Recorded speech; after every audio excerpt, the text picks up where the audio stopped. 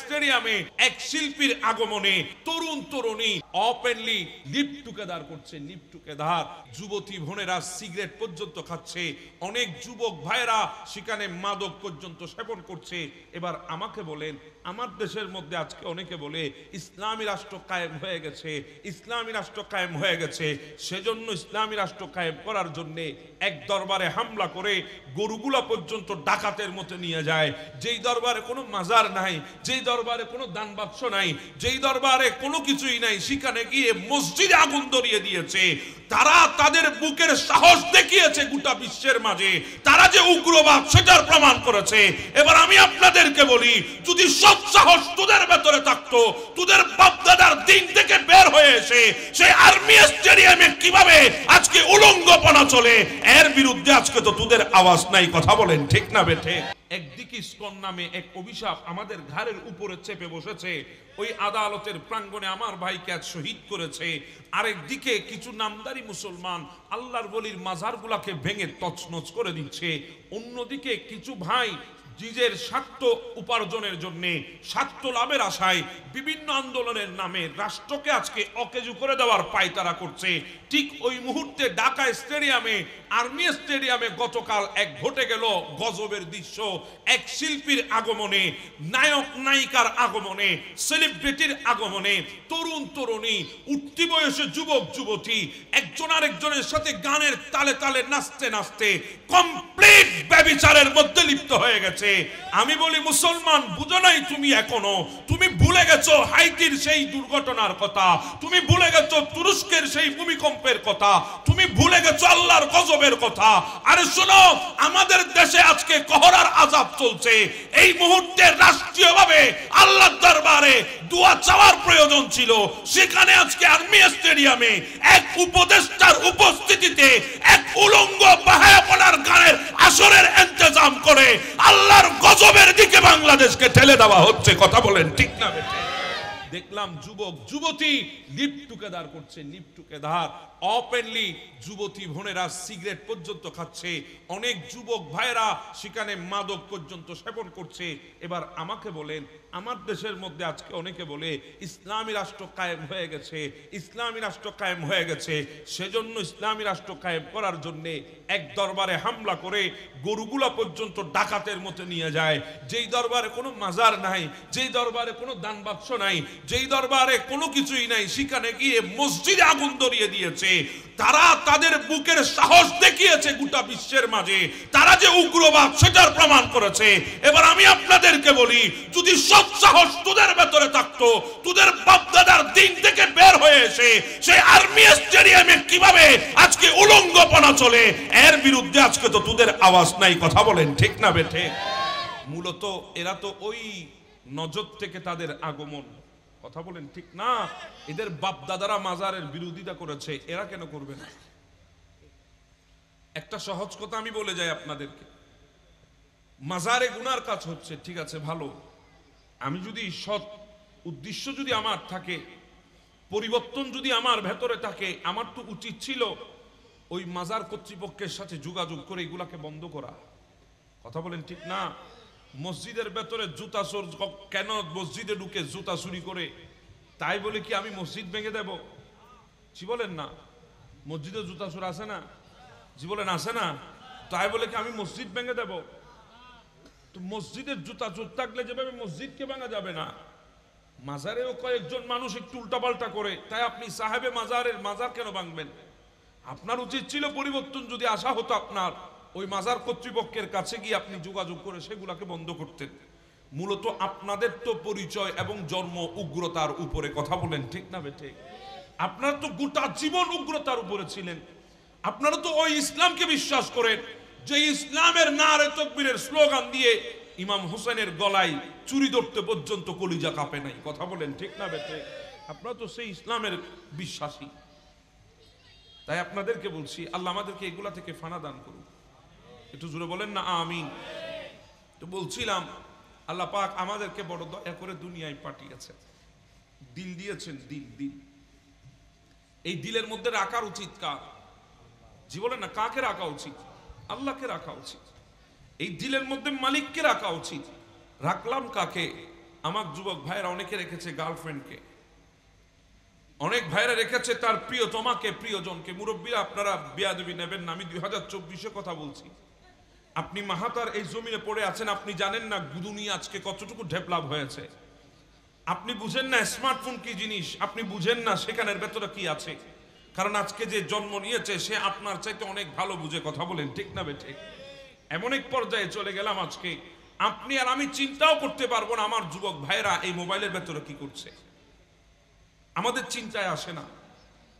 আল্লাহ আমাদেরকে দিল দিয়েছেন, ওই দিলে রাখা উচিত ছিল মালিককে, যিনি দিল দিয়েছেন তাকে রাখা উচিত ছিল। আমরা রাখলাম কাকে? সুম্মা মুদগা, আল্লাহ আমাদেরকে দিল দিয়েছেন দিল। সুম্মা ইজামা, এরপরে আল্লাহ আমাদেরকে হাড্ডি দিয়েছেন হাড্ডি। এরপরে ফাকাসাউতু ইজামা লাহমা, আল্লাহ আমাদের হাড্ডি আর গোশতগুলোকে প্যাকেট করেছেন চামড়া দিয়ে। প্যাকেট প্যাকেট, সুবহানাল্লাহ বলবেন না? চামড়া দিয়ে কি করেছেন? প্যাকেট করেছেন, যাতে গোশত থেকে হাড্ডি জোরে না যায়, হাড্ডি থেকে গোশত যাতে জোরে না যায়। আল্লাহ প্যাকেট করেছেন আমাদেরকে। শুধু তাই না, একবার চিন্তা করেন আল্লাহর কুদরত। ছোট্ট একটি রাস্তা, ছোট্ট একটি রাস্তা, ওই ছোট্ট রাস্তা, যে রাস্তা দিয়ে 3 কেজির একটা বাচ্চা, 3.5 কেজির একটা বাচ্চা, 4 কেজির একটা বাচ্চা, অনেক সময় 4 কেজি 200 গ্রাম পর্যন্ত হয়ে যায়। একটা বাচ্চা ছোট্ট একটি রাস্তা দিয়ে কিভাবে এসেছে, মায়ের ছোট রাস্তা দিয়ে কিভাবে আসলো। আল্লাহ বলে আম্মা সাবিলা ইয়াসি, তোমাদের মায়ের পেটের মধ্যে, গর্ভের মধ্যে একজন ফেরেশতা রেখে দিয়েছি, যাকে বলেছি মাস যত যাবে ওই রাস্তাটাকে প্রশস্ত করে দাও, আমার বান্দা যাতে দুনিয়ায় যেতে পারে। শুরু বলি না সুবহানাল্লাহ।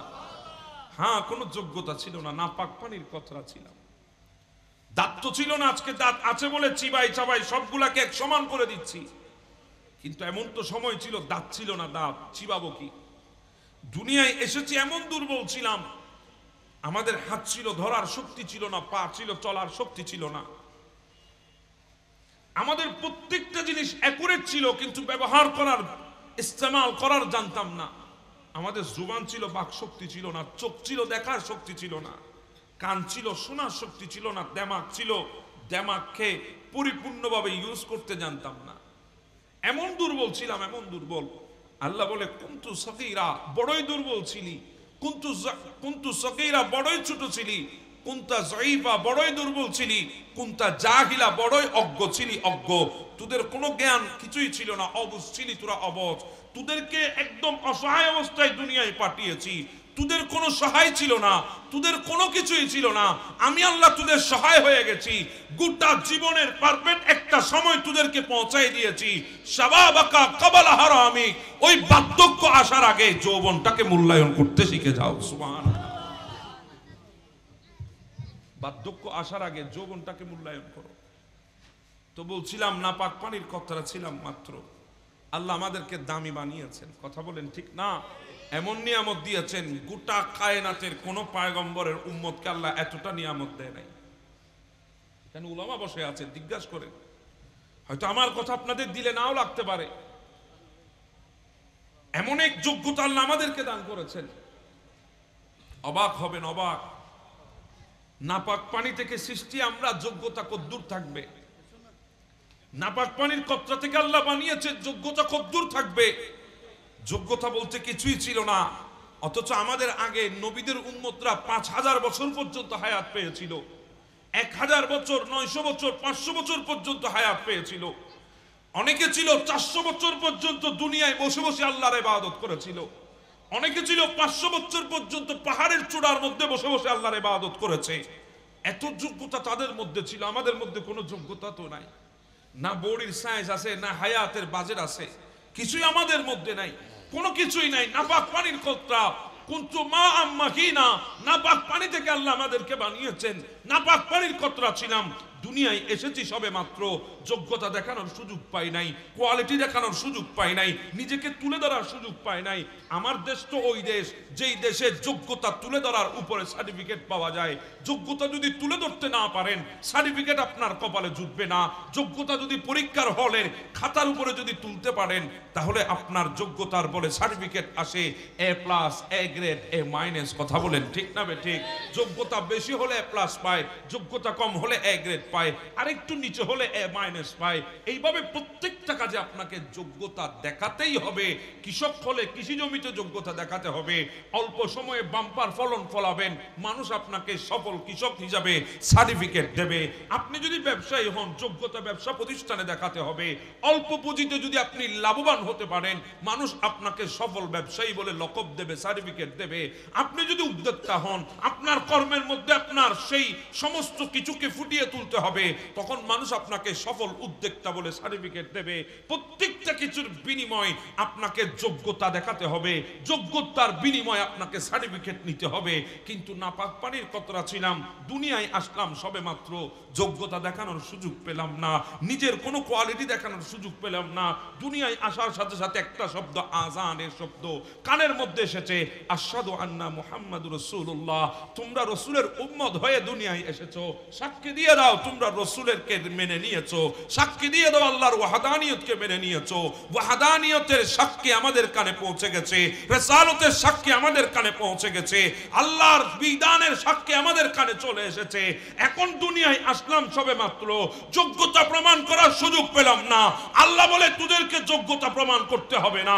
যখন দুনিয়ায় চলে আসলি, আশহাদু আন্না মুহাম্মাদুর রাসূলুল্লাহ তোদের কানে যখন পৌঁছে গেছে, আমি আল্লাহ সার্টিফিকেট দিয়ে দিলাম, কুনতু খায়রা উম্মাতিন, তোরাই হলি পৃথিবীর শ্রেষ্ঠ উম্মত। জোরে বলেন সুবহান।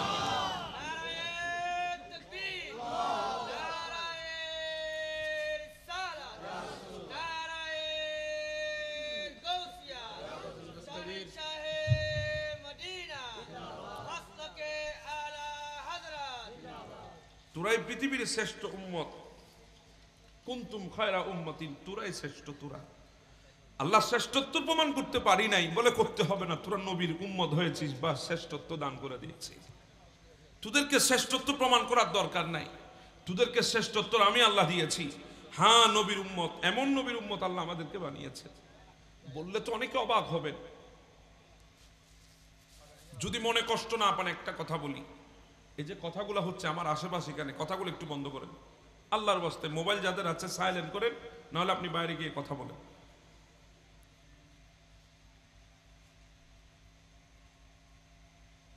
তো বলছিলাম, মনে কষ্ট পেয়েছেন আমার কথায়? আমার কথা বলার ডিস্টার্ব হয় বাবা, বা পাশে কেউ কথা বললে আমার কথা ছুটে যায়। আমরা এমন এক নবীর উম্মত হয়েছি। দোয়া করেছেন উম্মত হবার জন্য? জি বলেন না। দোয়া করেছেন আল্লাহ আমাকে নবীর উম্মত বানাই দাও? দোয়া করেছেন? ইবাদত করে বলেছেন আল্লাহ ইবাদত করেছি, নবীর উম্মত বানাই দাও? আল্লাহ দয়া করে নবীর উম্মত বানিয়েছেন। এই কথাটা আমি বুঝাতে চাচ্ছি, আল্লাহ আমাদের উপর দয়া করেছেন। দয়া, দয়ার বদৌলতে নবীর উম্মত, যোগ্যতার বদৌলতে যদি নবীর উম্মত হতে হতো, তাহলে জীবনে কোনোদিন নবীর উম্মত হওয়া যেত না। কারণ পৃথিবী তো এটা ওই পৃথিবী, হাজার বছরের সাক্ষী জমিন। এই জমিনে এমন দাপটবান কিছু নবীও ছিল, রসুলও ছিল, যাদের দাপটে গোটা কায়নাত কেঁপেছে, যাদেরকে এমন আল্লাহ মুজিজা দান করেছেন, হাতের মধ্যে লাঠি ধরিয়ে দিয়েছে, এদের ব্যাস আঁকা। আঘাত যদি পাথরের উপরে হতো, ঝর্ণা বের হয়ে যেত লাঠির। আঘাত যদি লাঠির পানির উপরে হতো, ব্রিজ হয়ে যেত। লাঠি যদি নিক্ষিপ্ত হতো, সর্প হয়ে যেত। এত বড় মুজিজা সম্পূর্ণ নবী ছিলেন মূসা কালিমুল্লাহ, উলিল আজমের বড় বড় নবীদের মধ্যে অন্যতম নবী মূসা কালিমুল্লাহ। বড় বড় 4টি কিতাবের একটা কিতাব যার উপর নাজিল হয়েছে তাওরাত, তিনি হলেন মূসা কালিমুল্লাহ। সে মূসা কালিমুল্লাহকে আল্লাহ বলে, মূসা যান তৌরাত পর্বতে যান, আপনাকে আমি আজকে তৌরাত কিতাব দেব। তবে হ্যাঁ, শর্ত জুড়ে দিয়েছেন, সোমো নাহারাহা ওয়া কুমু লাইলাহা, আপনাকে দিনের বেলায় ইবাদত করতে হবে, রোজা রাখতে হবে, রাতের বেলায় ইবাদত করতে হবে। কয়দিন? 30 দিন।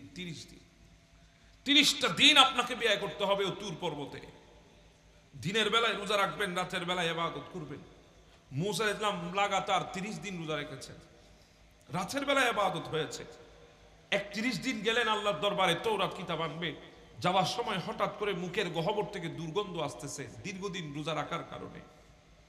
রোজাদারের মুখে দুর্গন্ধ আসে না? দুর্গন্ধ আসতেছে।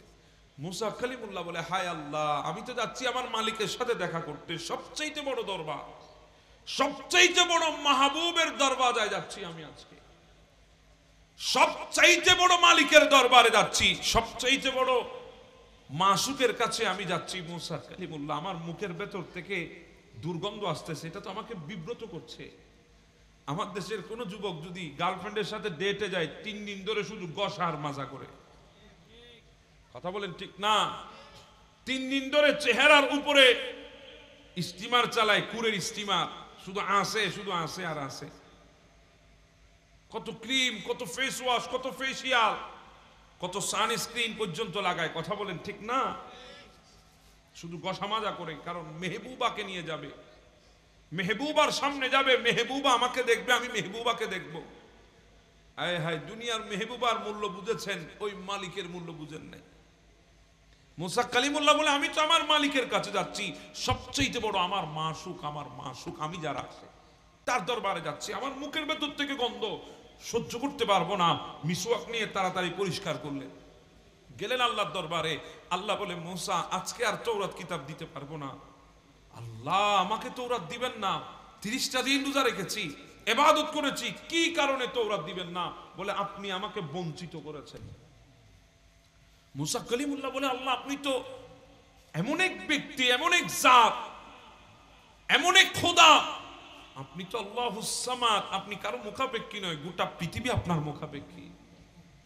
আপনাকে আমি কিভাবে মাহরুম করব? এত শক্তি, এত তাকত আমার ভেতরে কোত্থেকে আসলো? আমি আপনাকে মাহরুম করব? বলে, হ্যাঁ করেছেন তো মাহরুম। বলে, আল্লাহ কিভাবে মাহরুম করলাম? বলে, 30টা দিন রোজা রেখেছেন আমার প্রেমে পড়ে, 30টা দিন ইবাদত করেছেন আমার প্রেমে পড়ে, আসছিলেন আমার দরবারে, মুখের ভেতর থেকে দুর্গন্ধ আসতেছে। মুসা, এটা আপনার কাছে দুর্গন্ধ মনে হতে পারে, প্রেম যখন আমার সাথে করেছেন, আমার প্রেমে পড়ে যখন রোজা রেখেছেন, এটা তো আর দুর্গন্ধ নাই, আমার কাছে মেশকের চাইতে খুশবু হয়ে গেছে। সুবহানাল্লাহ।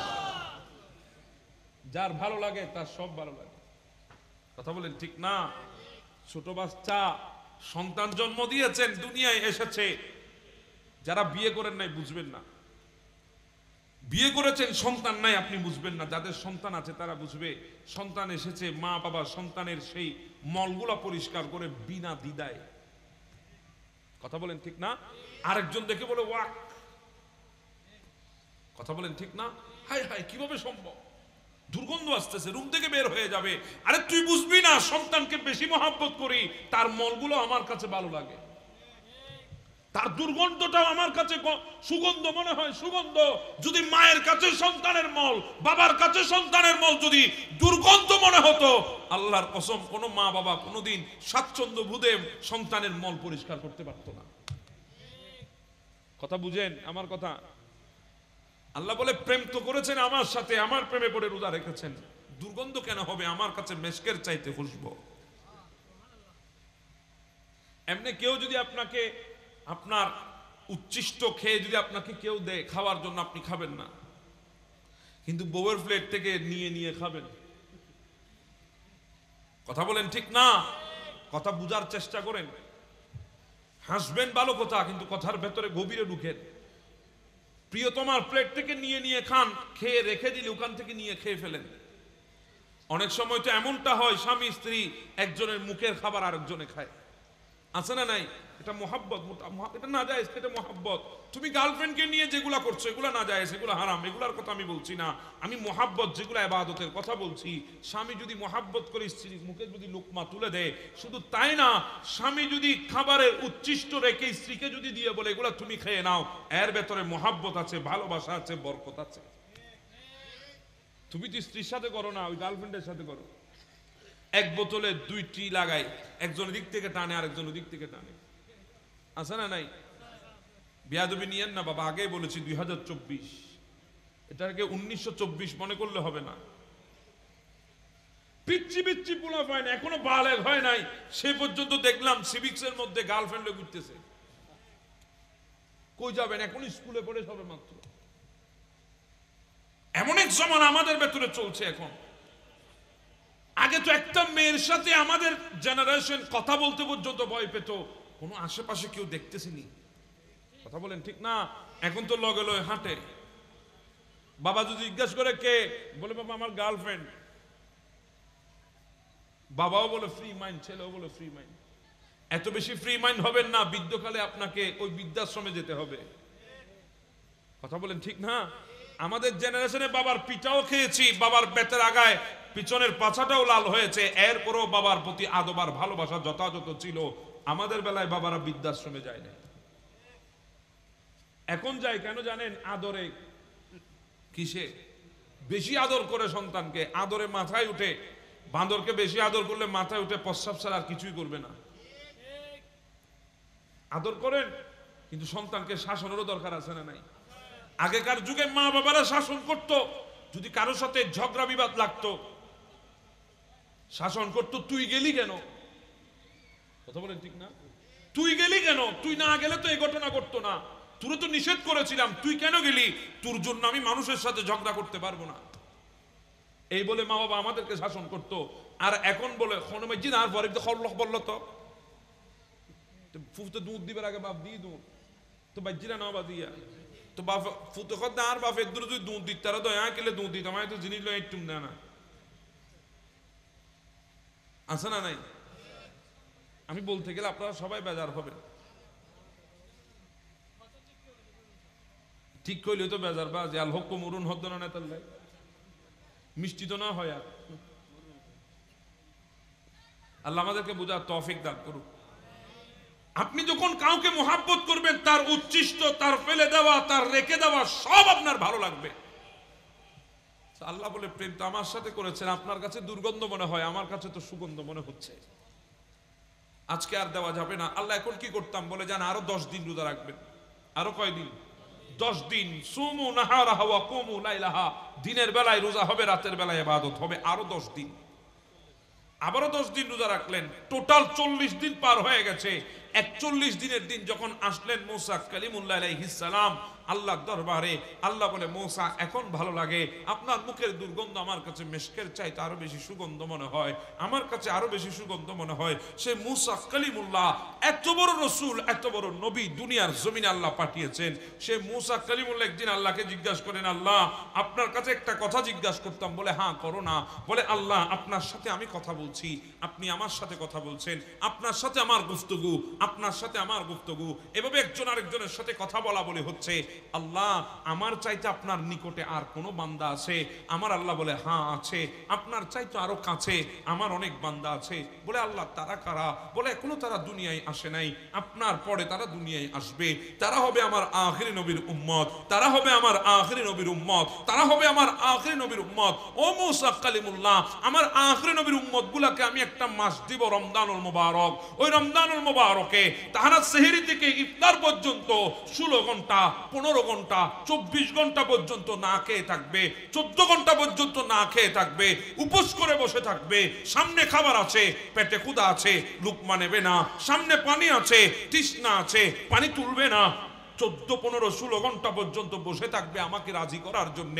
ইফতার সামগ্রী সামনে নিয়ে যখন বসে যাবে, আমার সন্তুষ্টির জন্য হাত বাড়াবে না, বসে থাকবে। ও মুসা কালিমুল্লাহ, আপনার সাথে আমি কথা বলছি 70টা পর্দার এপাশ থেকে, আপনি আমার সাথে কথা বলছেন 70টা পর্দার ওপাশ থেকে, মাঝখানে 70টা পর্দার গোপনীয়তা মেনটেন করে আপনার সাথে আমি কথা বলছি, আমার সাথে আপনি কথা বলছেন। কিন্তু আমার আখিরি নবীর উম্মতগুলা যখন ইফতারি সামনে নিয়ে বসে যাবে, মাঝখানে একটা পর্দাও রাখবো না, আমি আল্লাহ তাদের কাছে চলে যাব। সুবহানাল্লাহ। এবার চিন্তা করে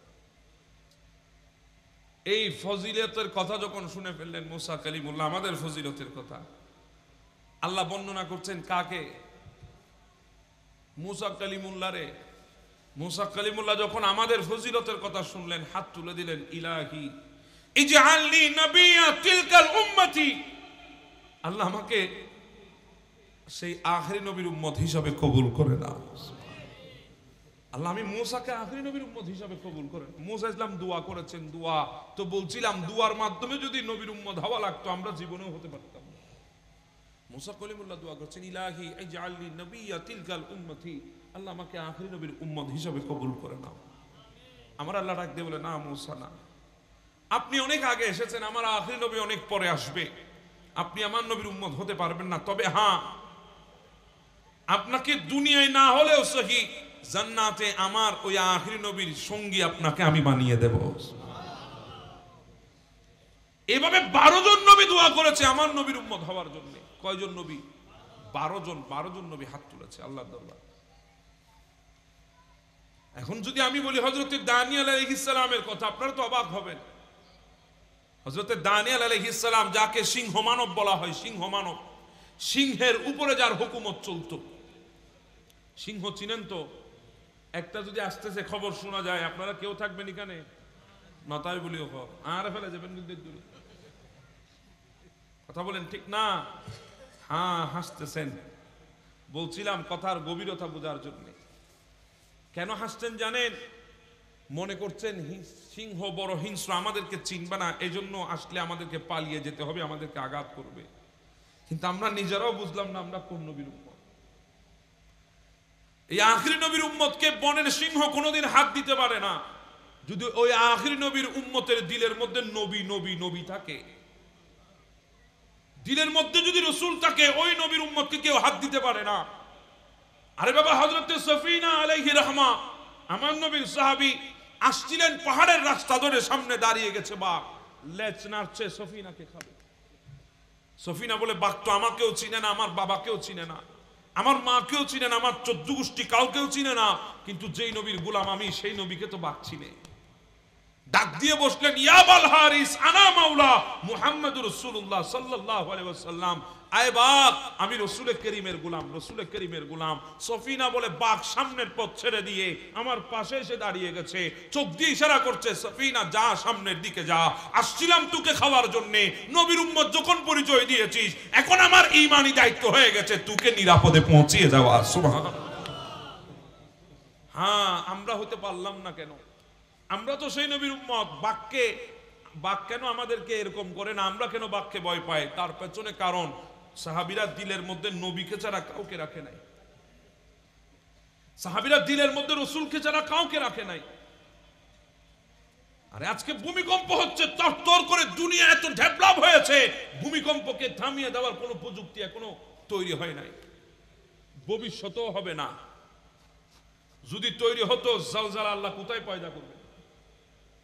আল্লাহ কোরআনে বলছেন, ইদা জুলজিলাতিল আরদি, এই জালজালা আল্লাহ কোথায় প্রমাণ কম্পিত করবেন? জমিনেও তো করবেন। প্রযুক্তি কোনোদিনই আবিষ্কার হবে না। কিন্তু ফারুক আজমকে গিয়ে জিজ্ঞাসা করেন না, ও ফারুক আজম, মক্কার মদিনার বুকে ভূমিকম্প হয় না কেন? বলে, কিভাবে হবে? মদিনার বুকে একবার ভূমিকম্প হচ্ছিল, আমি আমার লাঠি দিয়ে আঘাত করেছি, আয় জমিন কোথায় নড়াচড়া করছিস? এখানে আমার নবী ঘুমিয়ে আছে, আমার নবী, এখানে নড়াচড়া চলবে না, যদি নড়াচড়া হয় আমি ওমর দেখে নেব।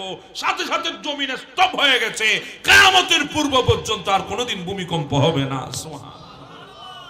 আমাদের দেশেও তো রাজা বাচ্চা আছে, লাঠি দি কেন, নিজেরও লই যদি বাড়িও দেয়।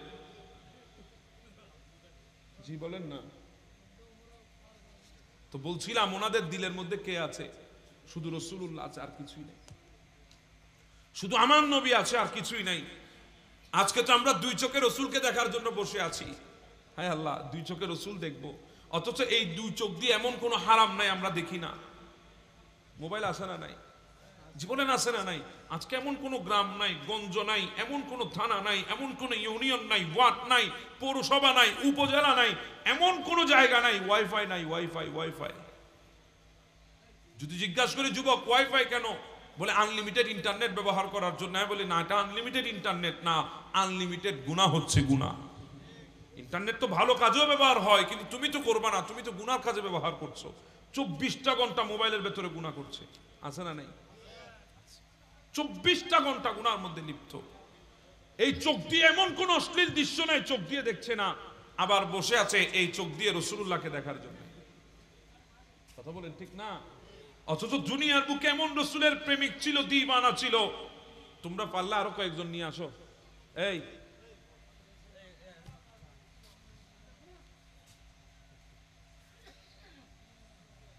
আমি মারলো কেন বিন্নবাজ। আল্লাহুম্মা, তুমি ভিডিওটা ঠিক করে বসো। এই বাবু, ভিডিও ঠিক করে বসো, ঘুরাইতে হবে না।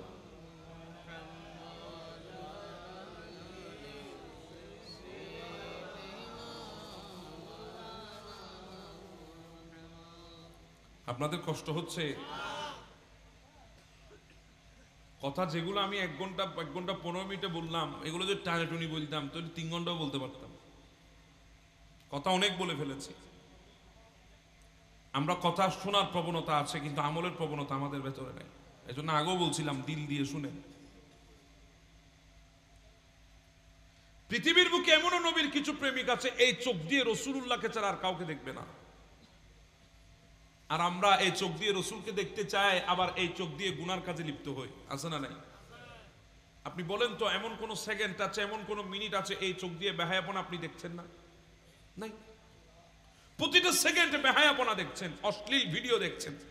না দেখলেও এমন প্রযুক্তি আজকে আমাদের মোবাইলে এসেছে, আপনার আমার না চাহিতে মোবাইলের মধ্যে অ্যাড চলে এসে আমাকে দেখিয়ে দিচ্ছে। কথা বলেন ঠিক না?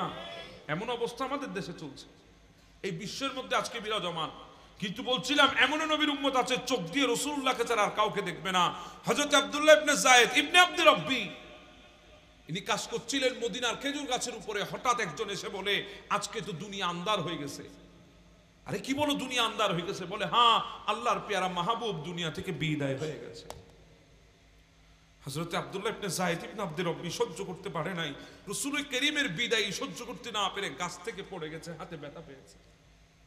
কিভাবে সহ্য করবে? আমার নবীর বিদায় সহ্য করতে পারে নাই। আরে ওমরের মতো ব্যক্তি, যাকে লৌহ মানব বলা হয়, ওই ফারুক আজম পর্যন্ত সহ্য করতে পারে নাই, তলোয়ারি বের করে নিয়েছে। আমার সামনে আমার নবী ইন্তেকাল হয়েছে, কথা কেউ বলবা না, আমাকে বলবা আমার নবী আল্লাহর দিদারে গিয়েছেন। নবীর ইন্তেকাল আমি মানতে পারবো না। হযরত উসমানের যুন্নুরাইন 2 দিন পর্যন্ত বাক শক্তি হারিয়ে ফেলেছে, বাক রুদ্ধ হয়ে গেছে, কথা পর্যন্ত আসে নাই। নবীর ইন্তেকাল সহ্য করতে পারে নাই সাহাবী রাসূল। হযরত মাওলা আলী শেরে খুদা, যাকে আমরা শেরে খুদা বলি, যিনি এক হাতে হায়বারের দুর্গের দরজা তুলে নিক্ষেপ করেছিল, পরবর্তী 40 জন সাহাবীও যে দরজা তুলতে পারে নাই, এত বড় শক্তিশালী ব্যক্তি ছিলেন মাওলা আলী শেরে খুদা। আসাদুল্লাহিল গালিব যাকে বলা হয়, সেই মাওলা আলী হাত পা ছেড়ে দিয়েছে। মনে হয় ওনার মতো দুর্বল পৃথিবীতে আর কেউ নাই। আমার নবীর বিদায় সহ্য করতে পারে নাই। সিদ্দিক আকবরের কথাই তো আমি বাদ দিলাম, ওনার কথা তো আমি বলতে পারবো না। সিদ্দিক আকবর মাত্র 49 জন ইসলাম ধর্ম গ্রহণ করেছে মক্কার জমিনে। আমার নয় বলে, সিদ্দিক যাও ওপেন ভাবে দ্বীনের দাওয়াত দাও। ফারুক হযরতে সিদ্দিক আকবর ওপেন ভাবে দ্বীনের দাওয়াত শুরু করলেন। কুফারে আরব, মুশরিকিন আরব সিদ্দিক আকবরের উপরে আঘাত করেছে। হায়নার দলেরা এমন ভাবে আঘাত করলো, সিদ্দিক আকবরের শরীরকে রক্তাক্ত করে দিয়েছে, বেহুশ হয়ে গেছে সিদ্দিক আকবর। ঘরে নিয়ে আসা হলো, যখন হুঁশ ফিরেছে, মা বলছে, বাবা হেকিম এসেছে, তোমাকে একটু চিকিৎসা করবে। সিদ্দিক আকবর বলে, না না, আমার নবী কোথায় আমাকে বলো। ও আবু বকর, তুমি না খেয়ে আছো অনেকক্ষণ, একটু কিছু খাও। আবু বকর বলে, মা না না না না, আমি কিছু খাবো না, আগে আমাকে বলো আমার নবী কোথায়, আমার নবী কোথায়। আমার নবীকে না দেখলে আমি আবু বকর কিছু খাবো না, কিছু লাগাবো না। রাত যখন গভীর হলো, লোক সমাগম যখন কমে গেল, নিয়ে গেল আমার নবীর দরবারে। আবু বকর দৌড় দিয়ে নবীর কলিজার মধ্যে পড়ে গেছে, বলে, ইয়া রাসূলুল্লাহ, আবু বকর একবার কেন 1000 বার কুরবান হবে, কিন্তু আপনি নবীর শরীরে আঘাত আবু বকর সহ্য করতে পারবে না। সুবহানাল্লাহ। এমন প্রেমিক ছিলেন ইনারা। আমি কিভাবে আপনাদেরকে সিদ্দিক আকবরের কথা বলি? হায় আল্লাহ, হায় আল্লাহ। একবার ফারুক আজমের সাথে সিদ্দিক আকবরের কসমাকাশ হয়েছে, কথা কাটাকাটি হয়েছে। তো আবু বকর একটু নরম টাইপের মানুষ ছিলেন, দিল নরম ছিল। ওমর ফারুক ইনি ধমক দিয়ে বসলেন আবু বকরকে। সাইয়েদনা আবু বকর সিদ্দিক রাদিয়াল্লাহু তাআলা ধমক দিয়ে বসলেন। ধমক শুনে আবু বকর সিদ্দিক রাদিয়াল্লাহু তাআলা কিছু বলেন নাই, সিদ্দিক আকবর চলে আসলেন। কিছুক্ষণ পরে ফারুক আজম, ইনাদের অন্তরের মধ্যে তো ঈমানের জজবায় ভর্তি, ইনারা ভুল হলেও সেটা স্বীকার করতে সেকেন্ড লাগায় না। সিদ্দিক আকবরের অনুপস্থিতিতে ফারুক আজম মেহসুস করলেন, আমার এমনটা বলা উচিত হয় নাই। আমি যাব আবু বকরের কদম ধরে, যদি ক্ষমা চাইতে হয় আমি ওমর ক্ষমা চাইব। গেলেন সিদ্দিক আকবরের ঘরে, গিয়ে সালাম দিলেন, আসসালামু আলাইকুম। ঘরের ভেতর থেকে আওয়াজ আসলো, বলে, আবু বকর সিদ্দিক কোথায়? বলে, উনি তো ঘরে নাই। ফারুক আজমের দিলটা ঠাস করে ধরে গেছে। বলে, সিদ্দিক আকবর যখন ঘরে নাই, তার মানে সিদ্দিক আকবর দরবারে মোস্তফায় পৌঁছে গেছে। না জানি এতক্ষণে রাসূলুল্লাহর কানে চলে গেছে। আমি এই চেহারা নিয়ে রাসূলুল্লাহর সামনে কিভাবে যাব? আমি তো আবু বকরকে কষ্ট দিয়েছি। ভয়ে কাঁপতে কাঁপতে, আয় হায়, যেই ওমরের ভয়ে গোটা আরব কেঁপেছে, সেই ওমর আদবে মুস্তাফায় কাঁপাকাঁপি করছে। সুবহানাল্লাহ। কাঁপতে কাঁপতে আমার নবীর দরবারে উপস্থিত, দেখতেছেন হুজুর যদি একটু সামনে আসেন, কিছু মনে না করে। আমার নবী আবু বকরের কাঁধের উপর এইভাবে হাত দিয়েছে।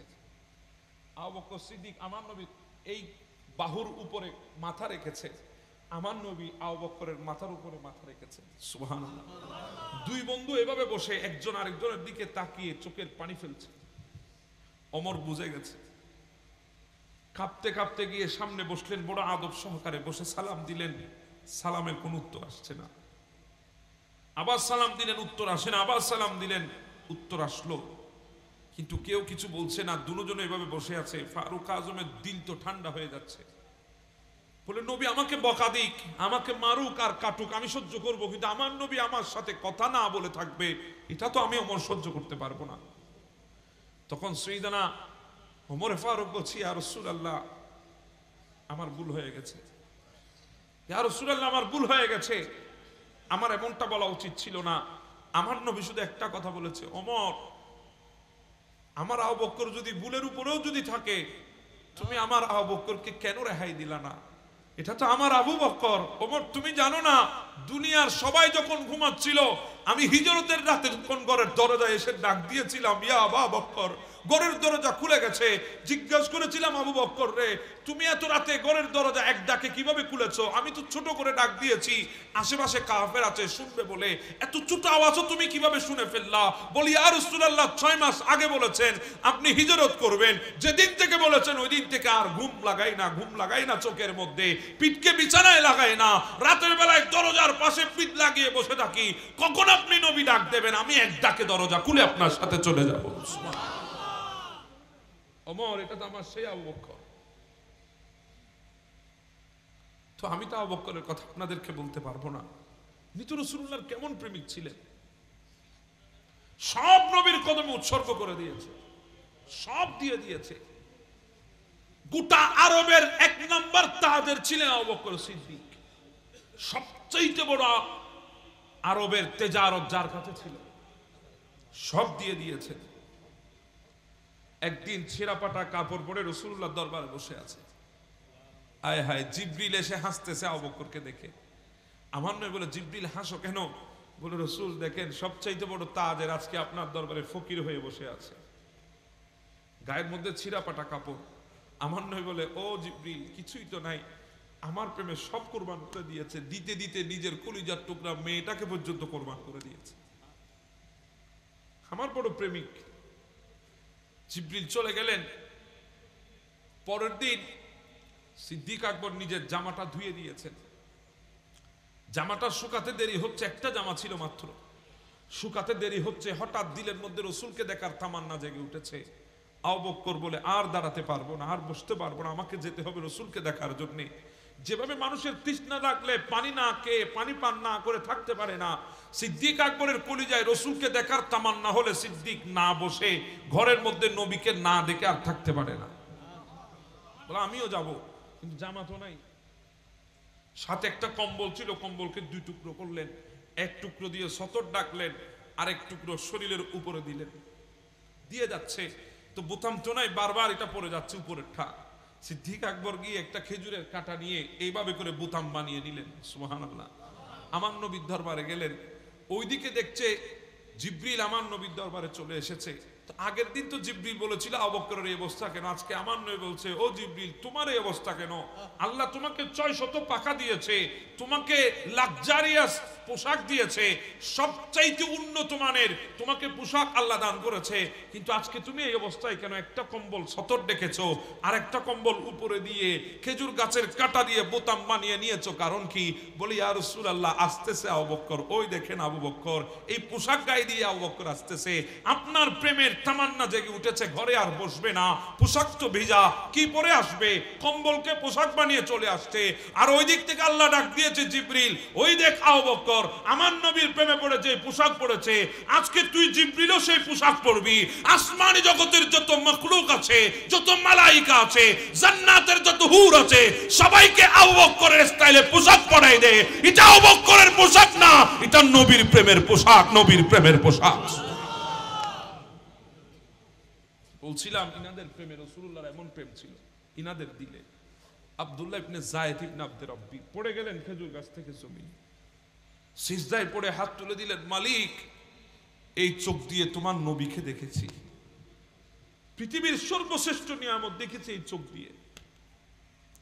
এই আশা তো গোটা পৃথিবীর মুমিনের, কথা বলেন ঠিক না? এটা গোটা পৃথিবীর মুমিনের ড্রিম, স্বপ্ন, এই চোখ দিয়ে একবার রাসূলুল্লাহকে দেখব। বলে ইয়া রাসূলুল্লাহ, হে আল্লাহ, আমি তো আমার রসুলকে দেখেছি চোখ দিয়ে। আল্লাহ, রসুলের সবচেয়ে সুন্দর চেহারা, চেহারায় আনোয়ার, ऐसी कुदरत ने तेरी सूरत सवार या रसूल, दोनों आलम को हुई है शक्ल प्यारी या रसूल। এই চেহারা আমি দেখেছি আল্লাহ, যে চেহারার কসম তুমি করেছো ওয়াদুহা, আমি সেই চেহারা দেখেছি। আল্লাহ, আজকে নবী দুনিয়া থেকে চলে গেছে, এই চোখ দিয়ে দেখার তো আর কিছুই নেই। যে চোখ দিয়ে রসুলকে দেখেছি, এই চোখ দিয়ে আমি আর কিছু দেখতে পারবো না। আল্লাহ, হাত তুলে দিয়েছি, তুমি আমার চোখের দৃষ্টি নিয়ে যাও। কেমন প্রেমিক হযরত আব্দুল্লাহ ইবনে যায়েদ ইবনে আব্দুর রাব্বি দোয়া করেছেন আল্লাহর দরবারে, আল্লাহ দোয়া কবুল করে নিয়েছেন, ইনার চোখের দৃষ্টি আল্লাহ নিয়ে নিয়েছেন। যতদিন দুনিয়ার মধ্যে হায়াতে ছিল চোখ দিয়ে আর কিছু দেখে নাই, শুধু রাসূলুল্লাহর চেহারা দেখবে বলে আর কিছুই দেখে নাই। আমরা তো রসুলকে দেখতে চাই, অথচ এমন কোন জিনিস নেই আমাদের চোখে দেখি না, কথা বলেন ঠিক না? তো বলছিলাম হযরতে দানিয়েল আলাইহিস সালাম, কথা মনে আছে তো আপনাদের? ওই বলছিলাম দিল দিয়ে শুনেন। আমার কাছে এমন কোনো মেশিন নাই যে মেশিন দিয়ে আমি আপনাদের দিলের মধ্যে কথাগুলো ঢুকাই দিতে পারবো। জাদুও নাই, ম্যাজিকও নাই যে জাদু আর ম্যাজিক দিয়ে আপনাদের দিলের মধ্যে কথাগুলো ঢুকাই দিতে পারবো। দোয়া তো করি আল্লাহর দরবারে, আল্লাহ এমন এক মেশিন দাও আমারে, তোমার বান্দাদের কলিজায় তোমার নবীর প্রেমের কথাগুলো আমি ঢুকাই দিই। এটা নবীর প্রেম বুঝে না, যদি বুঝতো আজকে দুনিয়ার পেছনে কোনোদিন ঘুরতো না, একজন নারীর পেছনে কোনোদিন ঘুরতো না। আজকে যুবক নিজের জীবনকে তুচ্ছ মনে করে একজন নারীর প্রেমে, এজন্য নিজের টাকা দিয়ে রশি কিনে গলার মধ্যে ফাঁস লাগায় আত্মহত্যা করে, নিজের টাকা দিয়ে বন্দুক কিনে মাথার মধ্যে ঠেকায় গুলি করে আত্মহত্যা করে। সে বুঝে নাই তার জীবনের মূল্য কদ্দুর। যদি বুঝতো দুনিয়ার নারীর জন্য জীবন নষ্ট করতো না, দুনিয়ার নারীর জন্য জীবনকে ধ্বংস করতো না। আরে দুনিয়ার বন্ধনের জন্য তুমি নিজেকে শেষ করে দিচ্ছ, দুনিয়ার বন্ধনের জন্য বন্ধনওয়ালার বন্ধনকে তুমি ছেড়ে দিচ্ছ। আসলে তুমি জানো না সমস্ত বন্ধন 3.5 হাত মাটির উপরে থাকবে। তোমার বাবা মার বন্ধন থেকে যাবে, সন্তান পিতার বন্ধন থেকে যাবে, বন্ধু বান্ধবের বন্ধন থেকে যাবে, স্বামী স্ত্রীর বন্ধন থেকে যাবে, ভাই ভাইয়ের বন্ধন থেকে যাবে, ভাই বোনের বন্ধন থেকে যাবে। 3.5 হাত মাটির উপরে উপরে উপরে। আর নবীর সাথে যদি প্রেমের বন্ধন যদি জুড়তে পারো, যখন তোমাকে কবরে রাখা হবে, বিসমিল্লাহি ওয়ালা মিল্লাতি রাসূলিল্লাহ, কবরে রাখতে দেরি হবে, আমার নবী এসে তোমাকে রিসিভ করে নেবে, রিসিভ করে নেবে, রিসিভ করে নেবে।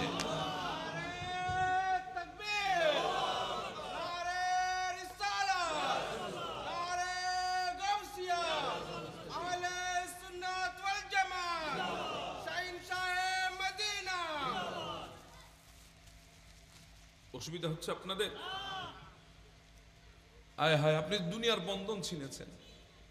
হযরতে দানিয়েল আলাইহিস সালাম সিংহ মানব ছিল, সিংহ মানব। সিংহের উপরে যার হুকুমত চলতো, উলামা ইকরাম বসে আছেন এখানে।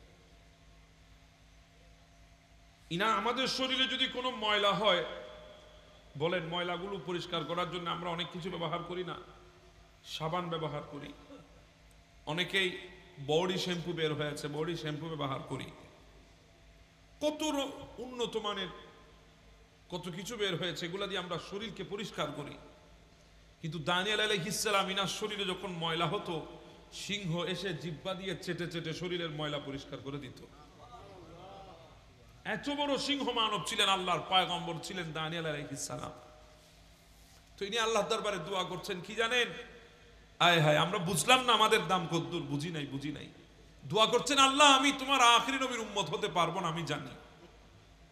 নবী হয়ে দোয়া করছে, আল্লাহ আমি জানি আমি আপনার আখিরি নবীর উম্মত হতে পারবো না, কিন্তু আল্লাহ তুমি আমার একটা ফরিয়াদ কবুল করে নাও, আমি তোমার আখিরি নবীর উম্মত হতে পারবো না, আমি জানি, সেজন্য ফরিয়াদ করছি না, শুধু একটা ফরিয়াদ করছি, আমি দুনিয়া থেকে চলে গেলে আমাকে জমিনের উপরে রেখে দিবা, তোমার আখির নবীর উম্মতের হাতের স্পর্শে আমাকে দাফন করবা। আমাদের হাতের ছোঁয়ার জন্য ফরিয়াদ করেছে দানিয়েল আলাইহিস সালাম। আল্লাহ আখির নবীর উম্মতের হাতের ছোঁয়া চায়, হাতের ছোঁয়া। হযরত আবু মুসা আশআরী রাদিয়াল্লাহু তাআলা যেদিন তুস্তর নগরী জয় করেছেন, হঠাৎ আমার নবীর এক হাদিস মনে পড়ে গেল। আমার নবী একখানা হাদিস মনে পড়ে গেছে। আমার নবী বলেছে, উম্মত, যেদিন তোমরা তুস্তর নগরী জয় করবা, ওই নগরের ভেতরে দানিয়েল আলাইহিস সালামের লাশ মুবারক দেখতে পারবে। আল্লাহ 2500 বছর দানিয়েল আলাইহিস সালামকে তোমাদের জন্য রেখে দিয়েছেন। কয় হাজার বছর? এখানে আমরা যারা আছি সবার হায়াত কি 2500 বছর হবে? নবী পর্যন্ত এখনো 1446। কথা বলেন ঠিক না? আমার নবী থেকে আমরা পর্যন্ত কদ্দুর? 1446 বছর মাত্র। কিন্তু দানিয়েল আলাইহিস সালামকে আল্লাহ রেখেছেন 2500 বছর।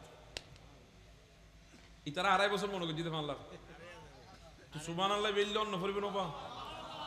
2500 বছর, সুবহানাল্লাহ না, 2500 বছর জমিনের উপরে রেখে দিয়েছেন আল্লাহ। আবু মুসা আশআরী নিজের মতো করে নিজের জিন্দেগিকে ভোগ করতে চায়। কথা বলেন ঠিক না? আল্লাহর দয়া তাদের কাছে কিছু আসেও না, কিছু যায়ও না, বুঝতেও চায় না আল্লাহর দয়া কি জিনিস। যদি জানতেন তাহলে বলতে পারতেন। আমার নবী যেদিন দুনিয়া থেকে চলে যাবে, আল্লাহর দরবারে আমার নবী ফরিয়াদ করেছে। ওনারা তো অসুবিধার হন না, তাই ইতারা এই দিন দেয় বউদের ইতারা মিকে আমিকে শোন না, হ্যাঁ খালা মিকে দিয়ে একটা দেখতে অসুবিধা হতে না করতে। ইল্লা হালা তো ন সাহেবের মতো হালা ঠিক আছে, কিন্তু ইল্লা হালা তো ন সাহেবের লায়ক তো আছে। আমি আমি শেষ করে দেবো। হাসান হাসান দাদা ভাই ছিলেন। আচ্ছা, আমাদের আজকের মাহফিলের প্রধান মেহমান তশরিফ এনেছেন, কিছুক্ষণের মধ্যে উনি আসবেন। উনি আসলে আমি খতম, আর বেশি কথা আমি বলবো না। আল্লাহ দয়া করেছেন আমাদের উপরে। নবী দুনিয়া থেকে যাবেন, হাত তুলে দিয়েছেন আল্লাহর দরবারে। জিবরিল আসছিলেন কান্না করতে করতে। আমার নবী বলে, জিবরিল কাঁদো কেন? বলি, ইয়া রাসূলুল্লাহ, আজকের দিন শেষ, আর ওহী নিয়ে আসা হবে না জমিনের মধ্যে, আর ওহী নিয়ে আসবো না, আর ওহী নিয়ে দুনিয়ায় আসা হবে না, আজকেই শেষ ওহী নিয়ে দুনিয়ায় আসা। আমার নবী বলে, জিবরিল তুমি কাঁদো, ওহী নিয়ে আসতে পারবা না, আমি কাঁদি, আমার পরে উম্মত কি হবে? জিবরিল যা আল্লাহর কাছে জিজ্ঞাসা করল। আজরাইল এসে বসে আছে। আজরাইল তো এসেছে, নবীকে সালাম দিয়ে ঢুকেছে। আল্লাহ বলেছে নবীকে সালাম দিবি। নবী যদি বলে বসে থাক, বসে থাকবি। আমার নবী না বলা পর্যন্ত হাত বাড়াবি না। হ্যাঁ, মুসা কালিমুল্লাহ বলে শিক্ষা তো আমি দিয়েছি। আসছিল আমার কাছে দাপট দেখিয়ে থাপ্পড় দিয়েছিলাম আজরাইলকে, চোখ বের করে দিয়েছি। আল্লাহর দরবারে গিয়ে বলে, আল্লাহ আপনি আমাকে কার কাছে পাঠিয়েছেন? সে জান তো আমি নিতে পারবো না, সে তো আমার জান নেওয়ার জন্য বসে আছে। আল্লাহ বলে, মুসা থাপ্পড় দিলেন কেন? বলে, আমার জন্য তো দিই নাই। কার জন্য? বলে, আখিরি নবীর উম্মতের জন্য দিয়েছি। আখিরি নবীর জন্য দিয়েছি, কারণ আখিরি নবীর কাছে আজরাইল যদি এভাবে যায় সালাম না দিয়ে, ধ্বংস হয়ে যাবে সেকেন্ডের মধ্যে। ওটা তো দরবারে কলিম নয়, ওটা তো দরবারে মুস্তাফা। সেজন্য থাপ্পড় দিয়ে শিক্ষা দিয়েছি। আজরাইল আসলেন, সালাম দিলেন, কালাম দিলেন, বসলেন, বসে আছে। আমার নই বলে, আজরাইল বয়, এখন আল্লাহর সাথে আমার মুআমালা শেষ হয় নাই, উম্মতের মুআমালা বাকি আছে। উম্মতের মুআমালা। আমার আল্লাহ বলে, নবী চিন্তা করবেন না, আসেন আসেন, আপনাকে আমি জান্নাতে নিয়ে আসবো, জান্নাতে রেখে দিয়েছি আপনার জন্য। কারণ প্রত্যেক নবী ইন্তেকালের 40 দিনের মাথায় আল্লাহ উঠায় নেয়। এক এক নবীকে এক এক জায়গায় উঠিয়ে নিয়েছে। আদমকে প্রথম আসমানে, ঈসাকে দ্বিতীয় আসমানে, ইউসুফকে তৃতীয় আসমানে, ইদ্রিসকে চতুর্থ আসমানে, হারুনকে পঞ্চম আসমানে, মূসাকে ষষ্ঠ আসমানে, ইব্রাহিমকে সপ্তম আসমানে। এক এক নবীকে এক এক আসমানে রেখে দিয়েছে। এজন্য আমার আলা হযরত ওই বেরেলির কলন্দর, বেরেলির চৌকাটে বসে লিখে দিয়েছেন, आसमा नो की पर सब नबी रह गए, अर्श आज़म में पहुंचा हमारा नबी। सुभान সবাই তো আসমানে, আমার নবী তো আরশ মহল্লায় পৌঁছে গেছে। আল্লাহ বলছে, চলে আসেন, আপনাকে নিয়ে আসবো জান্নাত। বলে, আল্লাহ আমি জান্নাতে গেলে উম্মত কোথায়? বলে, জমিনে থাকবে। বলে, আল্লাহ না না, কেউ জানুক আর না জানুক, আপনি তো জানেন। আল্লাহ দুনিয়ায় এসেছি, দুনিয়ায় আসার সাথে সাথে দেখলাম বাবাটা নাই। আমি আসার আগে 6 মাস আগে দুনিয়া থেকে চলে গেছে। কষ্ট তো দিলে লেগেছে, চোখের পানি তো ফেলি নাই। দুনিয়ায় আসলাম 6 থেকে 7 বছর, মাটাও ছেড়ে চলে গেছে, কষ্ট তো লেগেছে দিলে, চোখের পানি ফেলি নাই। দুনিয়ায় আসলাম, আমার গোষ্ঠীর মানুষেরা আমাকে মজনুন বলা আরম্ভ করেছে, পাগল বলা আরম্ভ করেছে। তোমার ওয়াহাদানিয়তের দাওয়াত যখন দেওয়া শুরু করেছি, তারা আমার কাঁধের উপরে পশুর নারী বুড়িগুলা এনে চাপিয়ে দিয়েছে। কষ্ট তো পেয়েছি দিলে, চোখের পানি ফেলি নাই। আল্লাহ আমার উপরে ওই শিয়াবে আবি তালিবের মধ্যে আমাকে বন্দি করে রেখেছে। আল্লাহ ক্ষুধার জ্বালা সহ্য করতে না পেরে গাছের পাতা চিবিয়ে চিবিয়ে খেয়েছি। কষ্ট তো পেয়েছি দিলে, চোখের পানি ফেলি নাই। আল্লাহ কেউ জানুক আর না জানুক, তুমি তো জানো আমি মক্কার জমিন ছেড়ে তাইফের দিকে চলে গেলাম। মনে করেছিলাম তাইফবাসী একটু আমাকে মহাব্বত করবে, তারা তো বড় মারাত্মক ছিল। আমি নবী যেদিকে হাঁটতাম কাঁটা বিছিয়ে দিত, কাঁটা আমার কদমে লাগতো, রক্ত বের হতো। আমি নবী কষ্ট তো পেয়েছি দিলে, চোখের পানি ফেলি নাই। আমাকে মজনুন বলে বলে চিকন চিকন ধারালো পাথর নিক্ষেপ করেছে। পাথরগুলো আমার শরীরে এসে গেঁথে গেছে। যখন পাথরগুলো তুলতাম আমার শরীর থেকে হুলকি দিয়ে রক্ত বের হতো। আল্লাহ কষ্ট তো পেয়েছি দিলে, চোখের পানি ফেলি নাই। আল্লাহ আমি যখন জমিনে হাঁটতাম, বিরাট এক পাথর আমার কদমের মধ্যে মারত। আমার ওই কদমটা থেতলায় যেত, রক্তাক্ত হয়ে যেত। ওই কদমের উপরে আর দাঁড়াতে পারতাম না, কদমটা বটে নিতাম, এক কদমের উপরে দাঁড়িয়ে থাকতাম, ওই কদমের উপরে আঘাত হতো, কদমটা আর মাটির মধ্যে রাখতে পারতাম না। 2 কদম বটে হাঁটু গেড়ে জমিনে বসে যেতাম। তাদের দিলের মধ্যে কোনো দয়া নাই আল্লাহ, তাদের দিলের মধ্যে কোনো রহম নাই। তারা আমার জামার কলার ধরে একবার উপরে তুলেছে, আবার জমিনের মধ্যে আছাড় দিয়েছে। কষ্ট তো পেয়েছি দিলে, চোখের পানি ফেলি নাই। আল্লাহ তুমি বলেছো আমার বাবার বিটা ছেড়ে দিতে, তুমি বলেছো আমার মায়ের জন্মস্থান ছেড়ে দিতে, তুমি বলেছো আমার প্রিয় শহর মক্কা নগরী ছেড়ে দিতে, তুমি বলেছো খানায়ে কাবা ছেড়ে চলে যেতে। আল্লাহ চলে গেলাম মদিনার জমিনের দিকে। আল্লাহ কষ্ট তো পেয়েছি দিলে, চোখের পানি ফেলি নাই। মদিনার বুকে বদরের প্রান্তে আমার সাহাবীগুলো আমার সামনে দুনিয়া থেকে বিদায় হয়ে গেছে। জয় তো তুমি আমাকেই দিয়েছো, বিজয় তো ইসলামকে দিয়েছো, কিন্তু আমার সামনে আমার সাহাবীরা রক্তাক্ত পড়ে আছে। কষ্ট তো পেয়েছি দিলে, চোখের পানি ফেলি নাই। উহুদের ময়দানে আমার সামনে আমার চাচা আমির হামজাকে 700 টুকরা করেছে, হিন্দা কলিজা বের করে চাবিয়েছে। কষ্ট তো পেয়েছি দিলে, চোখের পানি ফেলি নাই। আল্লাহ দন্দন শহীদ হয়ে গেছে। আল্লাহ কষ্ট তো পেয়েছি দিলে, চোখের পানি ফেলি নাই। মাথার লোহার মুকুট ভেঙে 2টা করা আমার মাথার ভেতরে ঢুকে গেছে। কষ্ট তো পেয়েছি দিলে, চোখের পানি ফেলি নাই। আল্লাহ আমার সামনে আমার হানজালা শাহাদাত বরণ করেছে। কষ্ট তো দিলে পেয়েছি, চোখের পানি ফেলি নাই। আল্লাহ ক্ষুধার জ্বালা সহ্য করতে না পেরে পেটের মধ্যে পাথর বেঁধেছিলাম। কষ্ট তো দিলে পেয়েছি, চোখের পানি ফেলি নাই। আমার সামনে আমার ফাতেমার ঘরের চুলা 3 দিন পর্যন্ত জ্বলে নাই। কষ্ট তো পেয়েছি দিলে, চোখের পানি ফেলি নাই। আল্লাহ তুমি বলেছো আমার হাসানকে, তুমি বলেছো আমার হোসেনকে তোমার দ্বীনের জন্য কুরবান করে দিতে হবে। আমি নবী রাজি হয়ে গেছি। কষ্ট তো দিলে পেয়েছি, চোখের পানি ফেলি নাই।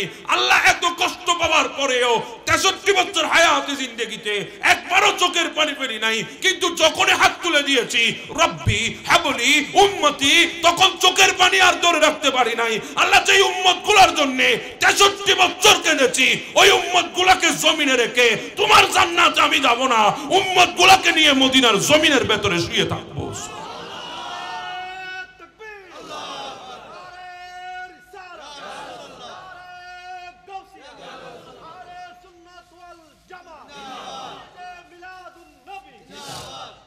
আল্লাহ বলে আসবেন না, না আসবেন, জমিনে থাকবেন বলে হ্যাঁ, বলে ঠিক আছে অসুবিধা নাই, জান্নাত প্যাকেট করে পাঠিয়ে দিচ্ছি।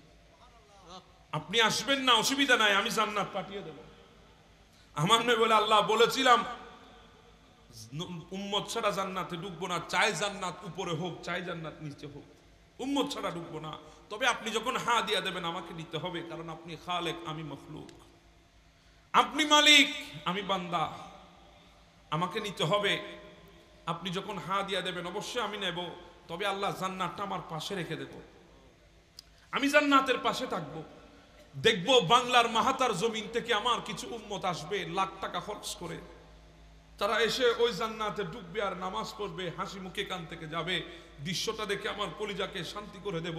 আমার উম্মতকে আমি জান্নাতে সকালে ঢুকাবো, সন্ধ্যায় বের করব, সন্ধ্যায় ঢুকাবো, রাতে বের করব, শুধু উম্মত ঢুকবে আমার চোখের সামনে জান্নাতে, আমি তাকিয়ে থাকবো। এজন্য নবী বলেছে, কেউ যদি মদিনার রিয়াজুল জান্নায় যদি নামাজ পড়ো, দুনিয়ার জমিনে পড়েছো এমনটা মনে করিও না, তুমি ডাইরেক্ট জান্নাতে নামাজ পড়েছো। কারণ এই জান্নাত আল্লাহ আমাকে দিয়েছে, আমি তোমাদের জন্য রেখে দিয়েছি। তোমরা জান্নাতে ঢুকো, আমি নবী দেখে দেখে খুশি হই। সুবহানাল্লাহ। আল্লাহ যাব না, আল্লাহ বলে ঠিক আছে, আপনি না আসলে অসুবিধা নেই, আপনি জিকা বলবেন সেটা হবে। আল্লাহ তো চায় রাসূলুল্লাহর রেজা, কথা বলেন ঠিক না? রাসূল খুশি থাক, শুধু আল্লাহ এটাই চায়। যদি না চায় তো কোনোদিন বলতেন না ওয়ালা সাউফা ইউতিকা রব্বুকা ফাতারদা, কোনোদিন বলতেন না। চায় বলে বলে আল্লাহ বলে ঠিক আছে আপনি থাকেন, আপনি থাকেন। আমার নয় বলে থাকবো তো ভালো কথা, কিন্তু উম্মতের মুআমালা কি হবে? 63 বছর উম্মতকে আমি চৌকিদারি করেছি, পাহারা দিয়ে রেখেছি। আমার পরে উম্মতের পাহারাদার কে হবে? আমি তো চলে যাব দুনিয়া থেকে, আমার উম্মতকে পাহারা কে দেবে? আল্লাহ বলেন ওয়াস্তারাউ, আল্লাহ বলেন ওয়াস্তারুকা ওয়ালা তাখশানি। রাসূল আপনি কেন চিন্তা করছেন? আমি আছি, আমি আছি, আপনার উম্মতের ভয়ের কারণ নাই। আমি আল্লাহ আছি, আপনার উম্মতকে আমি আল্লাহ পাহারা দিয়ে রাখবো। এমন ভাবে পাহারা দেব, আপনার উম্মত তো 24 ঘন্টা গুনাহ করবে, আমি আল্লাহ গুনাহ মাফ করব। আপনার উম্মত গুনাহ করতে ব্যস্ত থাকবে, আমি আল্লাহ মাফ করতে ব্যস্ত থাকবো। আপনার উম্মত গুনাহ করবে, আমি আল্লাহ গুনাহ মাফ করে দেব। লুকোচুরি খেলবো, লুকোচুরি এমন ভাবে খেলবো, একজনের গুনাহ আরেকজনকে জানতে দেব না, এর গুনাহ এ জানবে না, এর গুনাহ এ জানবে না। আমি কত বড় গুনাহগার যদি আপনারা জানতেন এখানে আসতেন না, আপনারা কত বড় গুনাহগার আমি জানলে আমি আসতাম না। আল্লাহ বলে তোরা আমার আখিরি নবীর উম্মত, একজনের গুনাহ আরেকজনকে জানতে দেব না। সত্তারিয়তের পর্দা দিয়ে তোদের চোখের আড়ালে রেখে দেব গুনাহ। কারণ আল মালিকুল কুদ্দুস সালামুল মুমিনুল মুহাইমিনুল আল আজিজুল জব্বারুল মুতাকাব্বির, আমি আল্লাহ তোদের জন্য রহিম এবং রহমান হয়ে যাব। এজন্য তো আল্লাহ বলেছেন নব্বি ইবাদি আন্নী আনাল গফুরুর রহিম। হাবিব বলে দিন আপনার উম্মতের জন্য আমি কত বড় দয়ালু। আরো জোরে বলেন না সুবহানাল্লাহ। শুধু উম্মতের বেলায় হ্যাঁ আল্লাহ আমাদেরকে ভালোবাসে। যদি ভালো না বাসতেন তাহলে এই কথা কোনোদিন আল্লাহ বলতেন না। কথা বলেন ঠিক না? আল্লাহ ভালোবাসে বলেই আমাদেরকে 1000 আর 900 বছর হায়াত দেয় না। ভালোবাসে বলে, আল্লাহ ভালোবাসে বলে 1000 আর 900 বছর হায়াত আমাদেরকে দেয় নাই, 50 আর 60 বছর 70 বছর। এখন বলবেন হুজুর হায়াত বেশি হলে না ভালো? হায়াত বেশি হলে ভালো, কম হলে এখানে লাভ কি? আর এটার সাথে মোহাব্বতের ব্যাপার স্যাপার কি? 60-70-এর সাথে ভালোবাসার কি সম্পর্ক? 900-1000-এর সাথে ভালোবাসার কি সম্পর্ক? আমি বলি হ্যাঁ আছে। মানুষ যাকে বেশি ভালোবাসে তাকে বেশি খাটায় না। কথা বুঝেন? মানুষ যাকে বেশি ভালোবাসে তাকে বেশি, যখন স্বামী স্ত্রীকে ভালোবাসে তখন স্বামী স্ত্রীকে বেশি খাটায় না। বাবা সন্তানকে ভালোবাসে, বৃদ্ধ হয়ে গেছে, এখনো সহজে সন্তানের হাতে বাজারের ব্যাগটা দিয়ে বাজারে পাঠায় না। কথা বুঝেন? কেন? সন্তানকে বাবা মহাব্বত করে, মা মেয়েকে মহাব্বত করে। 1000 জনের টানা আছে মেয়েকে কিছু শেখা, রান্না বান্না শেখা, শ্বশুর বাড়ি চলে যাবে, বলে আমার মেয়ে যখন যাবে তখন করবে। এখন আমার ঘরের রাজরানী আমার মেয়ে পাক করে যাবে না। কথা বলেন ঠিক না? আমি রান্না করে খাওয়াবো আমার মেয়ে। বাবা বলে সন্তান যেদিন বড় হবে, আমি যেদিন পারবো না সেদিন করবে, আমি যতক্ষণ পারবো সন্তানকে কষ্ট দেব না। কেন? যে যাকে ভালোবাসে তাকে বেশি খাটাই না। আল্লাহ বলে আমি তোদেরকে ভালোবাসি, তোরা আমার আখিরি নবীর উম্মত। আমি তোদেরকে ভালোবাসি, তোরা আমার আখিরি নবীর উম্মত, তোদেরকে আমি খাটাবো না। এই জন্য বেশি লাগবে না, 50, 60, 70 বছর হইলে হবে, চলে আয়। 900-1000 বছর খাটাবো না তোদেরকে, 50-60 বছর এরপরে চলে আয়। আল্লাহ বলে এটাও বেশি হয়ে গেছে। এটাও কি হয়ে গেছে? বেশি হয়ে গেছে। 50-60 বছরের বেশি। আল্লাহ বলে হ্যাঁ বেশি হয়ে গেছে। তাহলে এখন কি করবেন? বলে বান্দা তুই যতক্ষণ বালেগ হবি না, 14-15 বছরের হবি না, 14-15-16 যতদিন লাগে তোর বালেগ হতে, যতদিন তুই বালেগ হবি না, এর আগে যা করবি আমি আল্লাহ মাফ করে দিয়েছি। মাফ করে দিয়েছি। তোকে বেশি ভালোবাসি, আমার আখিরি নবীর উম্মত তুই, তোরে মাফ করে দিয়েছি। যতদিন বালেগ হবি না, যত কিছু করবি মাফ করে দিয়েছি। এজন্য তো বলেছে রুফিয়াল কলম সাবিয়া হাত্তা ইয়াবলুগা, যতদিন বালেগ হবি না ততদিন পর্যন্ত মাফ মাফ, আমি কলমকে তুলে রেখে দিয়েছি। রুফিয়াল কলম, কলমকে লিখতে দেব না। বালেগ হওয়ার আগে কলমকে ধরতে দেব না, কলমকে তুলে রেখেছি। বালেগ হওয়ার আগ পর্যন্ত মাফ। আচ্ছা বলেন, এই 70 বছর 60 বছরের ভেতরে যদি 14-15 বছর মাফ হয়ে যায়, আর থাকে কয় বছর? জি বলেন না, থাকে কয় বছর? আল্লাহ বলে এটাও বেশি হয়ে গেছে। আল্লাহ এটাও বেশি হয়ে গেছে বলে, হ্যাঁ বেশি হয়ে গেছে। তো এখন কি করবেন? বলে হায়াতকে 4 ভাগ করে দিয়েছে, যতক্ষণ বান্দা ঘুমাবে ততক্ষণ মাফ। আরে ভাই সুবহানাল্লাহ, গরজ দেখো, যতক্ষণ বান্দা ঘুমাবে ততক্ষণ মাফ। হায় আল্লাহ, যতক্ষণ ঘুমাবে, দৈনিক 7-8 ঘন্টা তো ঘুমের মধ্যেই কাটায়। কথা বলেন ঠিক না? 24 ঘন্টার মধ্যে 7-8 ঘন্টা যদি ঘুমে কাটায়, আর থাকে কয় ঘন্টা? অর্ধেক জীবন তো ঘুমে। হুজুর ভালোই বলেছেন, অর্ধেক জীবন তো ঘুমে চলে গেছে। আল্লাহ বলে রুফিয়াল কলম আন নাইমে হাত্তা ইয়াস্তাকিজা, যতক্ষণ ঘুমে থাকবি কলমকে তুলে রেখে দিয়েছি, গুনাহ লিখতে দেব না। আল্লাহ বলে এরপরও বেশি হয়ে গেছে, এরপরও। আল্লাহ 24 ঘন্টার মধ্যে 7-8 ঘন্টা ঘুম, যদি হায়াত যদি হিসাব করি তাহলে তো 15 তো ওইদিকে চলে গেছে 70 থেকে, আর থাকে 55। 55কে যদি 2 ভাগ করে নি তাহলে 25 তো ঘুমের মধ্যেই শেষ, আর থাকে 26-27 বছর। আল্লাহ বলে এরপরও বেশি হয়ে গেছে। আমি আল্লাহ বসে থাকি সুযোগের জন্য, আমি আল্লাহ বসে থাকি ওয়াফু আনিল কাসির, যখন সুযোগ পাই তখন মাফ করে দিই। সুবহানাল্লাহ, যখন সুযোগ পাই তখন মাফ করি বান্দাকে। কারণ তোরা আমার আখিরি নবীর উম্মত। সুবহানাল্লাহ বলবেন না? হ্যাঁ, আমাদের দাম কদ্দুর। কেমন করে আপনাদেরকে আমি বুঝাই। আমার নবী সবেমাত্র মা আমেনার গর্ভে এসেছেন, রেহেমের মধ্যে এসেছেন। মা আমেনা রাদিয়াল্লাহু তাআলা, ওনার শরীর থেকে আজীব খুশবু বের হয়, আজীব আজীব খুশবু। খুশবু চিনেন তো? রাস্তা দিয়ে গেলে মানুষ বলে, মানুষটার শরীর থেকে খুশবু বের হচ্ছে। এটা শরীর থেকে বের হচ্ছে না, আঁতুর থেকে বের হইতেছে। কিসের থেকে বের হয়? কিন্তু মা আমেনার আঁতুর থেকে বের হতো না, শরীর থেকে বের হতো, শরীর থেকে বের হতো। আব্দুল মুত্তালিব এসে বলে, মা নাক কান সব তো কাটাই দিলি। বলে, বাবা কি করেছি আবার? এতদিন বলি নাই, অনেক আগ থেকে খবর পাচ্ছি, বলি নাই, অনেক আগ থেকে বুঝতে পেরেছে, আজকে বলতে বাধ্য হচ্ছি, কারণ কুরাইশরা কানাঘুষা করতেছে। আমাদের সমাজের রীতি খাজা আব্দুল মুত্তালিবের পুত্রবধূ ভেঙে ফেলেছে, ভঙ্গন করেছে। কি রীতি তুমি জানো না? যার স্বামী মারা যাবে সেই স্ত্রী শরীরে সুগন্ধি লাগাতে পারে না। আমেনা, তোমার শরীর থেকে সুগন্ধি আসতেছে, তুমি তো সুগন্ধি লাগাও। বলে, বাবা সত্য বলেছেন আপনি, আমি সুগন্ধি লাগাই। ঠিক আছে, অসুবিধা নাই। এবার আমাকে বলেন, মানুষ তো সুগন্ধি কাপড়ে লাগায়, শরীরে লাগায়, মুখের ভেতরে কি সুগন্ধি লাগাই? বলে না। বাবা একটু বেয়াদবি মাপ নিলে আমি তুতু ফেলতাম। বলে হ্যাঁ ফেলো। তুতু ফেললেন। বাবা একটু তুতু থেকে ঘ্রাণ নিয়ে দেখেন, শুধু শরীর থেকে নয়, তুতু থেকেও ঘ্রাণ বের হচ্ছে, তুতু থেকেও সুগন্ধি বের হচ্ছে। বাবা এটা তো আমার কোয়ালিটি না। যেদিন থেকে আপনার বেটার আমানত আমার গর্বে এসেছে, ওই দিন থেকে আমার শরীর থেকে মেশকের চাইতে খুশবু বের হচ্ছে। বাবা বুঝাই তো আপনারা, কিভাবে বুঝাই? আপনার বেটার আমানত যেদিন থেকে এসেছে আমার গর্বে, ঘরের বাহিরে তো আমি আগেও যেতাম, মাথার উপরে সূর্য থাকতো, সূর্য আমাকে তাপ দিত। আর এখন যখন ঘরের বাহিরে যায়, সূর্য মাথার উপরে আসবে, এর আগে মেঘ এসে আমাকে ছায়া দিতে থাকে। বাবা কূপের কিনারে তো আগেও গিয়েছি, রশি দিয়ে বালতি বেনে টেনে টেনে পানি তুলেছি। বাবা আজকে যখন কূপের কিনারায় যায়, যেদিন থেকে আপনার বেটারা আমানত গর্বে চলে এসেছে, কূপের কিনারায় যাওয়ার সাথে সাথে কূপের পানিগুলোর মধ্যে কলকলানি শুরু হয়েছে। পানিগুলা কলকল করতে করতে কূপের মুখে চলে এসেছে। আমাকে ডাক দিয়ে যেন পানিগুলা বলছে, আমেনা কেন এসেছো? আমাদেরকে ডাক দিতি, আমরাই তোর ঘরে চলে যেতাম। আমার সেহেলিয়া বান্ধবীগুলা বলে, আমেনা থাম থাম, যাস না এখন। কেন বান্ধবী? বলে, তুই যদি চলে যাস পানি নেমে যাবে, তুই যতক্ষণ থাকবি পানি উপরে থাকবে, আমরা সহজেই নিয়ে ফেলবো। বাবা আপনারা কেমনে বুঝায়? আপনার বেটারা আমানত আসার পর থেকেই অবস্থা আমার। শুধু তাই না রে বাবা, আমার নবী দুনিয়ার জমিনে আসবেন। ওই ফাতেমা বিনতে আব্দুল্লাহ দিয়েছেন তো মিলাদুন নবী বিষয়। ফাতেমা বিনতে আব্দুল্লাহ ডাক দিয়ে বলে, আমি কি দেখলাম? আসমানের তারকা আমেনার ঘরের চাঁদে চলে এসেছে। ভয়ে চলে গেছি। এক ইহুদি তো ছিল জমিনের উপরে, এক ইহুদি তো ছিল জমিনের উপরে। একটা বছর মক্কার জমিনে কাটিয়েছে। কয় বছর? 1 বছর মক্কার জমিনে কাটিয়েছে। 1 বছর মক্কার জমিনে কাটিয়েছে বাস্তহারার মতো, অসহায়ের মতো। নিজের মাথার উপর ছাউনি দিয়ে 1 বছর কাটিয়েছে মক্কার জমিন। অসুবিধা হচ্ছে আপনাদের?